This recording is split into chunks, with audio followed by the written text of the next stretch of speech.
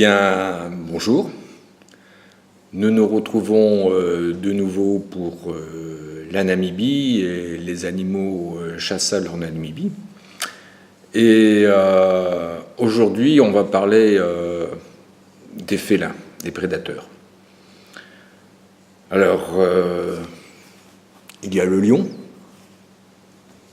le serval, le guépard ou cheetah, et le léopard ou la panthère. On va commencer par le lion. Je ne connais pas, pour être tout à fait honnête, le nombre d'attributions annuelles de lions, le quota annuel de la Namibie pour les lions. Il y a des lions, des permis de lions qui sont délivrés, c'est clair. Ils sont surtout autour des fermes jouxtant le parc Etosha. Mais je ne connais pas le nombre.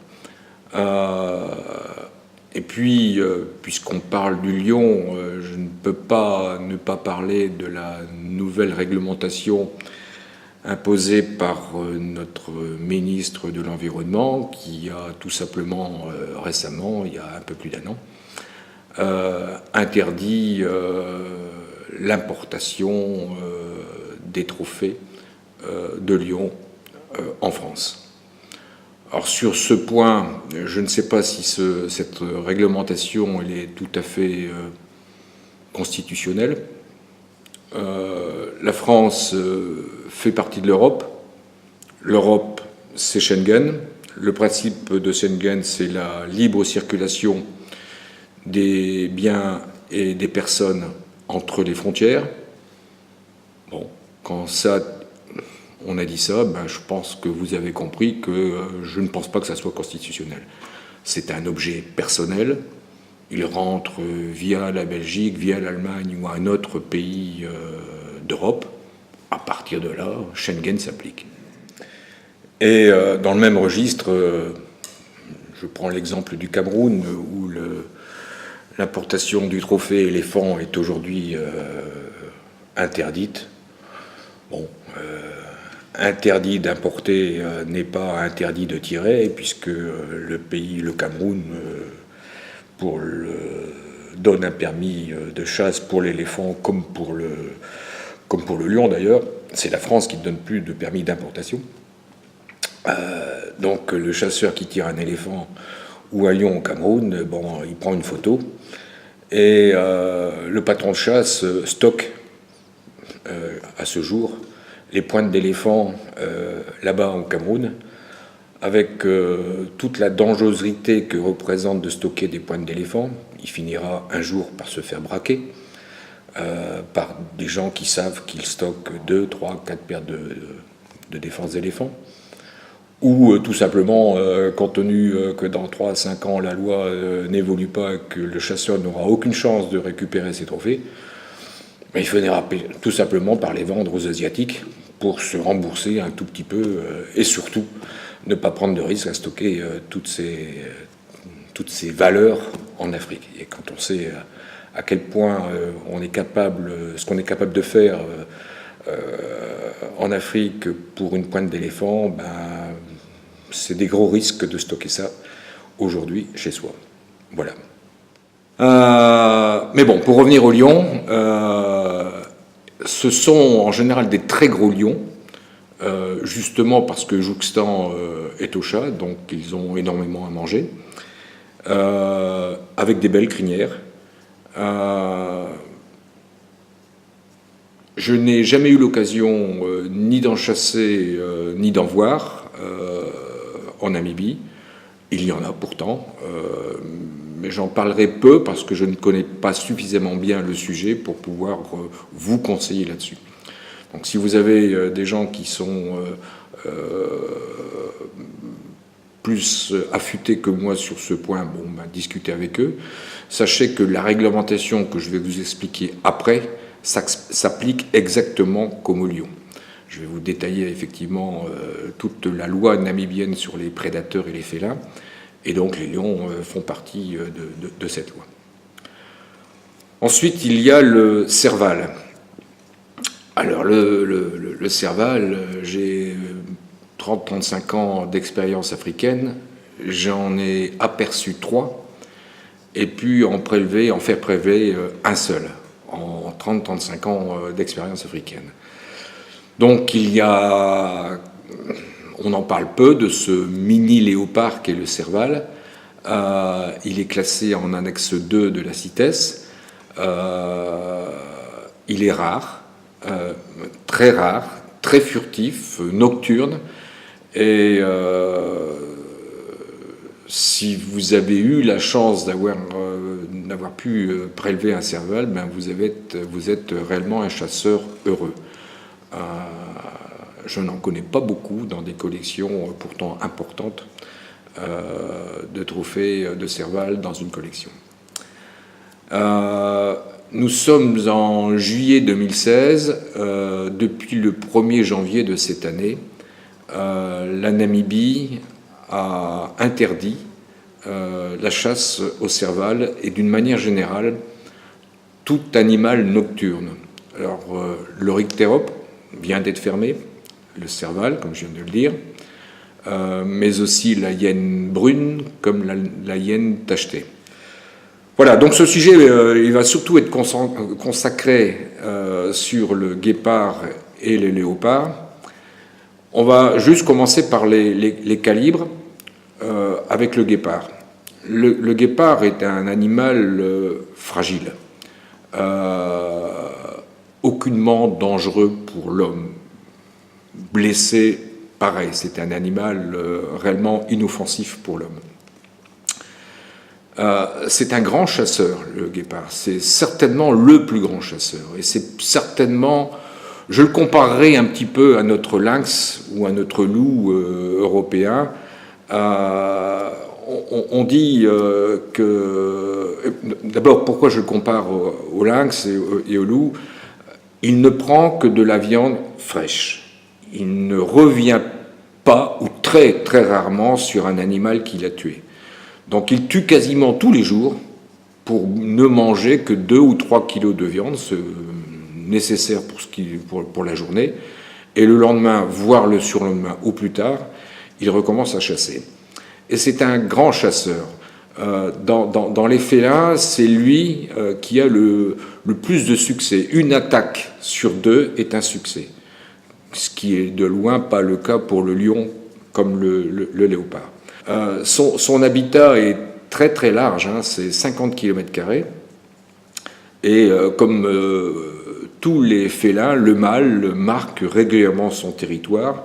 Donc quand une ferme en Namibie a la visite d'un guépard mâle, 2, 3, 4 semaines plus tard, il reviendra de nouveau marquer son territoire et fera son prélèvement d'une chèvre, d'un springbok, d'un impala. Bon, voilà, c'est son dû à sa visite. Sa chasse n'est faite que de rencontres, puisqu'il ne prend pas l'appât. Donc c'est pas la peine d'essayer d'affûter, mis à part un poids d'eau. Il n'y a que là où on puisse l'affûter, et c'est que de la chance, puisqu'on ne sait pas s'il va venir ou pas. Alors que je disais tout à l'heure, il est extrêmement fragile. J'ai eu l'occasion de tirer, moi, des guépards avec une 222. Ils font 30 mètres, 40 mètres, si la balle est bien placée. C'est un animal relativement fragile. Donc, je ne donnerai pas... Bon, 222, c'est vraiment extrêmement limite, mais une 764, une 243, et tout ce qui est au-dessus passe largement pour le guépard. Pour le léopard, maintenant, c'est un animal extrêmement dangereux. La première balle doit être la bonne. Et donc, selon les conditions de tir, il est dans un taillis, il est dans des branchages. Je reviens toujours avec mon calibre 300 Winchester, donc un calibre tendu. Vous le visez parfaitement, mais une brindille d'acacia est devant la ligne de tir, elle dévire à votre balle et vous risquez d'avoir une balle de panse et ça risque de devenir tout de suite très compliqué et très dangereux. Donc il faut une balle lourde, un gros léopard en moyenne, il y a plus gros, mais en moyenne c'est 70-80 kg. Il faut une balle lourde pour pouvoir traverser un bush qui ne déviera pas cette balle 9,3, 62, 64, 375, 416, etc., etc. En général, d'ailleurs, on ne tire pas très loin ces animaux. L'affût, c'est 30-50 mètres maximum. Donc, ces gros calibres sont des calibres de sécurité. Et c'est plutôt des calibres lourds qu'il faut privilégier par rapport à des calibres tendus. Voilà. Maintenant, on va parler de la législation. Il est impossible de parler des guépards et des léopards en Namibie sans parler de la législation. Celle-ci est précise et pointue, et je vais un peu lire les textes de loi parce qu'ils sont techniques, et pour que vous compreniez bien tout ce que vous devez faire et tout ce que vous ne pouvez pas faire. Alors, la première des choses, c'est qu'un permis de léopard doit être demandé par l'organisation locale namibienne 14 jours avant l'arrivée d'un chasseur sur le territoire national. Vous avez pu lire, comme moi, dans Voyage de chasse ou d'autres, j'ai été appelé par un tour opérateur, il y a un léopard, j'ai pris dans les 48 heures un avion et suis arrivé sur place. Ça ne marche pas. 14 jours, la demande de permis doit être enregistrée 14 jours avant l'arrivée du chasseur sur le territoire national. D'ailleurs, il sera demandé au chasseur, qu'il y ait succès ou pas, la copie de son passeport avec sa photo, son identité, bien sûr, mais surtout le tampon d'entrée sur votre passeport justifiant la date d'arrivée. Donc tout ça, c'est très technique et très précis. Je rappelle, 14 jours, la demande doit être faite 14 jours avant l'arrivée du chasseur sur le territoire namibien. La deuxième chose, c'est quand vous arrivez, le permis doit être présent, avec une date de démarrage de chasse et une date de fin de chasse, qui doit correspondre à vos tickets de billets d'avion. Ensuite, le permis, il est délivré pour une ferme, pour un nom, pour un endroit. Il n'est pas délivré sur tout le territoire namibien ou sur un département namibien ou que sais-je. Il est précis pour un endroit précisément. Vous avez un léopard sur une ferme pour laquelle vous êtes venu. Pour une raison X, Y, Z, il s'est déplacé chez un voisin. Le permis n'est pas valable. Il est chez le voisin. Et le voisin n'a pas fait la demande, ou n'a pas fait une demande, ou n'est pas enregistré comme, etc., etc. Donc vous ne pouvez pas. Que dit la loi ensuite ? Il y a des dimensions minimales pour tirer un félin. En gros, que dit la loi ? 27 cm pour le crâne d'un guépard, 32 cm pour le crâne d'un léopard, 55 cm pour le crâne d'un lion. Bien entendu, on ne peut pas mesurer aussi longtemps que l'animal est vivant, donc c'est post au tir, mais ça veut juste dire qu'il faut que ce soit des animaux adultes, tous, quels qu'ils soient. Subadultes, ils ne passent pas les minimums, donc c'est même pas la peine de tirer. Vous allez payer peut-être une taxe, et le trophée sera bloqué, il n'y aura pas de permis d'exportation. Donc il y a ces mensurations minimum qui correspondent à des tailles adultes de spécimens. Juste une précision, le guépard, une femelle, adulte bien sûr, une femelle peut être tirée. Un léopard, c'est exclusivement mâle.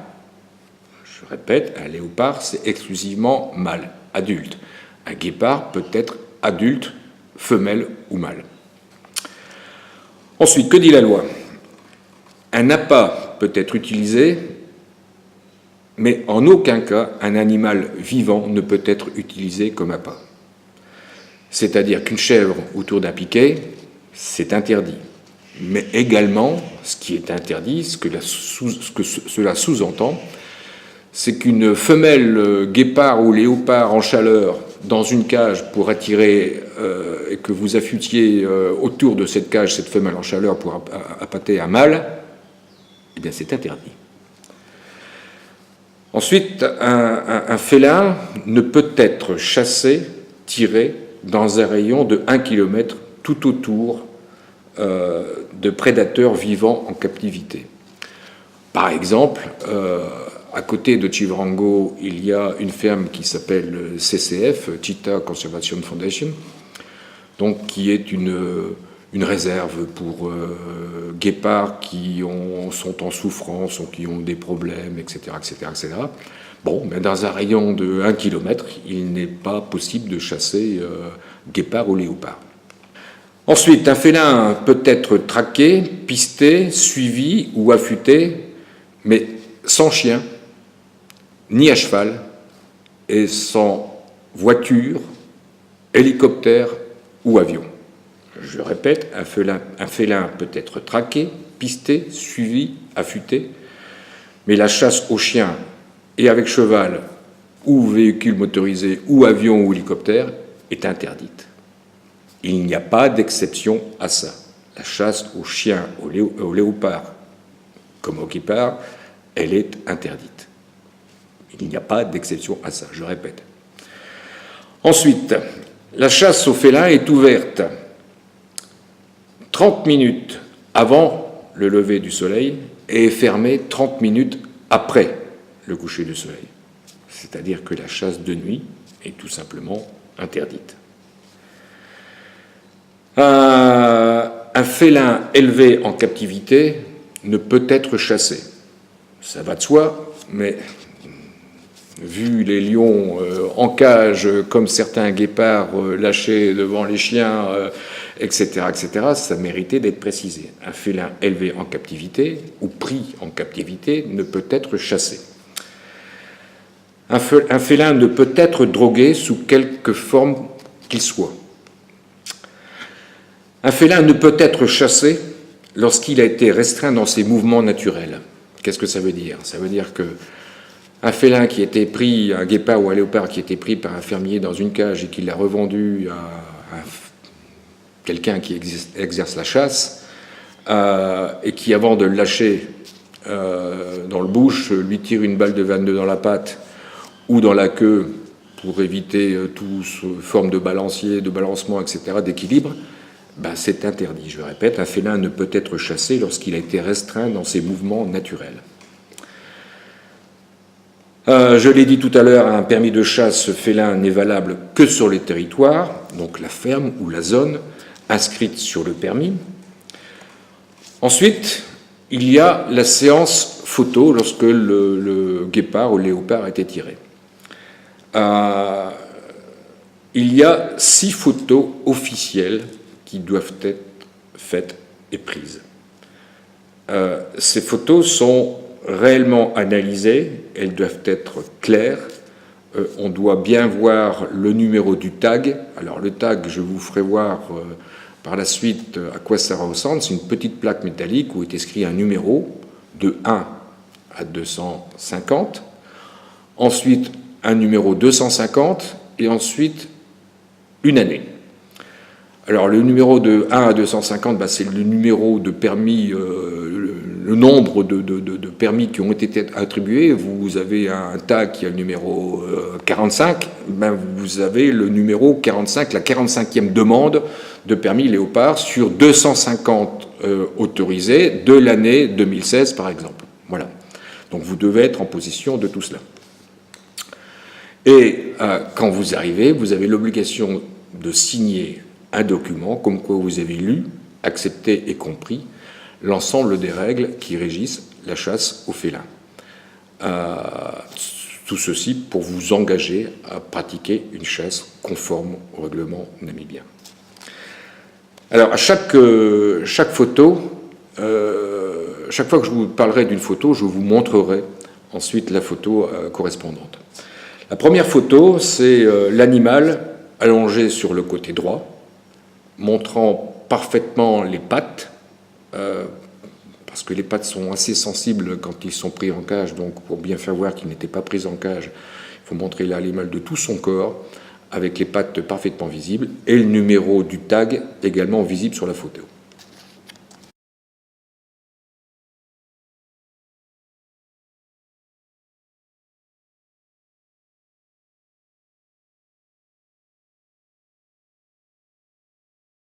La deuxième photo, c'est la même photo, mais de l'autre côté, donc sur le côté gauche. Pareil, avec les pattes parfaitement visibles et le numéro du tag parfaitement visible.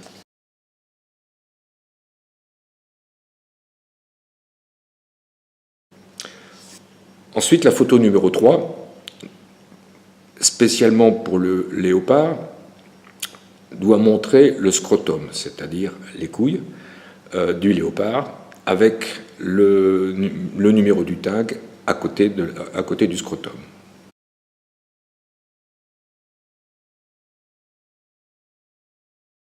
Ensuite, la photo numéro 4, c'est une photo gueule ouverte du félin, montrant parfaitement les canines, etc., etc., etc., et le numéro du tag.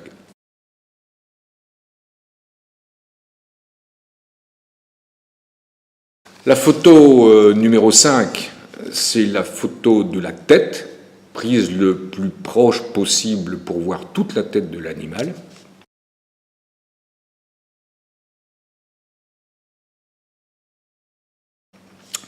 Avec le numéro du tag. Et la dernière photo, la photo numéro 6, c'est le chasseur accompagné du guide de chasse, le professionnel hunter, celui qui va signer vos documents, avec votre léopard.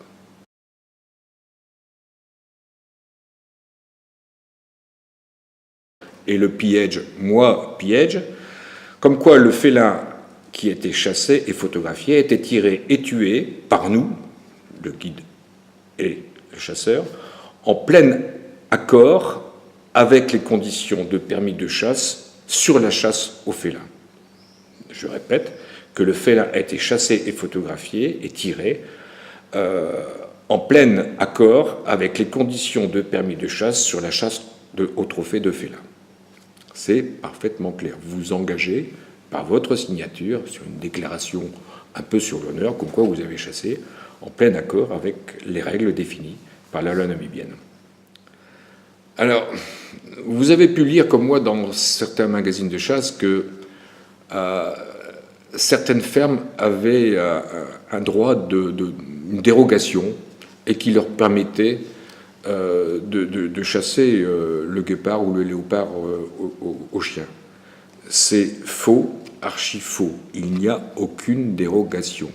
Je répète, la chasse au chien, au léopard et au guépard est interdite par la loi. Et il ne faut surtout pas confondre une chasse au trophée pour vous, chasseurs, avec un permis CITES d'exportation, et un problème animal qui ne concerne que le fermier namibien. Alors je vais m'expliquer sur un problème animal. Un fermier a des chèvres, des vaches, des veaux, et il a un problème avec un guépard ou un léopard. Un guépard qui lui bouffe ses chèvres, ou un léopard qui lui bouffe ses veaux. Il a le droit, lui, le fermier, avec l'aide de chiens, en fait, de nuit, tout moyen jugé nécessaire et utile pour éliminer ce problème animal, il a le droit de tuer ce félin par tous les moyens jugés nécessaires et utiles. Sauf, et c'est récent et c'est très bien, sauf d'utiliser du poison par rapport à l'intoxication alimentaire des chacals, des vautours et toute la chaîne alimentaire. Donc lui, et lui seul, en aucun cas d'un étranger avec un permis de chasse, ne peut suivre une chasse en tant que problème animal. Je précise bien, c'est clair, vous n'avez pas le droit. Avec des chiens, et quand c'est un problème animal, c'est exclusivement le fermier local, aidé par l'un ou l'autre de ses copains, collègues namibiens, même un guide de chasse, pourquoi pas, qui vient prêter main forte. Mais en aucun cas, vous, étrangers, chasse au trophée, tout simplement parce que les 250 quotas de guépards et 250 quotas de léopards sont exclusivement chasse au trophée exportée. Les autres problèmes animaux ne font pas du tout partie des quotas. Alors, pour rassurer ceux qui pensent qu'il n'y a plus ou pas, ou très peu de guépards ou de léopards en Namibie, alors j'ai pas de chiffres officiels, et je crois qu'il n'en existe aucun, mais j'ai l'intime conviction, par des recoupements, des recensements, etc., que pour 250 guépards tirés, il y en a au moins le double par les fermiers non exportables, bien entendu, et idem pour les léopards. Vous voyez la quantité de guépards et des léopards qui sont tirés par an. Alors, précision pour des gens qui suivent cette vidéo, qui ne sont pas chasseurs et qui pourraient s'insurger de ces pratiques, si vous m'en faites la demande, je vous transmettrai le RIB, les coordonnées bancaires, au moins d'une dizaine ou d'une trentaine de fermiers que je connais bien, qui ont tous les ans de très nombreux problèmes avec des guépards et des léopards, et qui ne sont en aucun cas indemnisés par l'État namibien. Ils les tirent, ils les tuent, ils les détruisent, juste pour protéger leur capital, leur cheptel. Et croyez-moi qu'en Namibie, être fermier et élever des chèvres et des vaches, on n'est pas riche. C'est dur, c'est très très dur. Une année où il y a, comme cette année, une pluviométrie assez compliquée, ils sont tous en train de vendre à perte leur cheptel, et il y a beaucoup de fermiers qui ne vont pas passer. Donc la perte de 30, 40, 50 veaux par an, c'est pas des chiffres en l'air. 40, 50 veaux par an, c'est très courant par un seul léopard, et qui ne sont en aucun cas indemnisés. Alors croyez-moi, mesdames et messieurs, non-chasseurs ou anti-chasse, etc., si vous voulez réellement contribuer à plus les protéger, il suffit juste d'envoyer un don à ces fermiers. Je vous transmettrai les coordonnées bancaires et ça clôturera tout le débat. Et nous verrons combien de personnes répondent favorablement à cette demande. Je ferme la parenthèse. Eh bien voilà, on va clôturer cette séance sur les chats et plus particulièrement guépards et léopards en Namibie. Je ne sais pas combien de temps cette chasse sur ces félins sera encore autorisée. Il y a énormément de pression de beaucoup de personnes pour que la Namibie limite les quotas, les descendre. On parle de les descendre à 120, 125, c'est-à-dire de moitié, pour les plus gentils, ou milite pour la fermeture complète. Bon, je ne sais pas combien de temps nous aurons encore la chance de pouvoir pratiquer cette chasse. Dépêchez-vous, c'est tout ce que je peux vous dire, ça ne durera pas ce que ça a duré. On a le monde contre nous, ils ne comprennent pas, et c'est comme ça. Et je refais juste encore une fois un clin d'œil au cas où il y aurait des gens qui auraient suivi cette vidéo jusqu'au bout et qui s'insurgent contre cette chasse. Réellement, j'ai plus d'une centaine de fermiers que je connais bien qui sont prêts à vous donner leurs coordonnées bancaires pour que vous puissiez donner votre don pour participer aux pertes des du bétail qu'ils perdent tous les ans. Juste un chiffre. Cette année, on est en juillet 2016, cette année, en début d'année, il a été fait un léopard. Il était à 70 veaux tués par ce léopard.